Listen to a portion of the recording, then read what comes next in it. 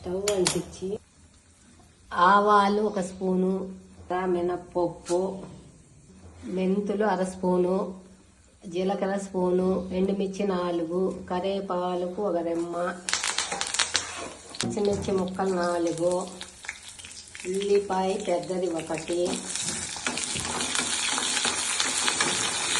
Tomato ముక్కలు 1 tomato పెద్దది, కొంచెం టమోటా మెత్తబడిన తర్వాత బెండకాయ ముక్కలు నూనెలో పెట్టుకొని కాసేపు మూత పెట్టుకోవాలి. పసుపు 1/2 స్పూను, ధనియాల పొడి 1 స్పూను, సాల్ట్, కొంచెం మళ్ళీ మగ్గనివ్వాలి. మగ్గినాక 1 నిమ్మకాయ సైజు చింతపండు గుజ్జు, బెల్లము చిన్న ముక్క, కొత్తిమీర వేసి 2 నిమిషాలు పెట్టి దింపేయడమే. బెండకాయ పులుసు రెడీ.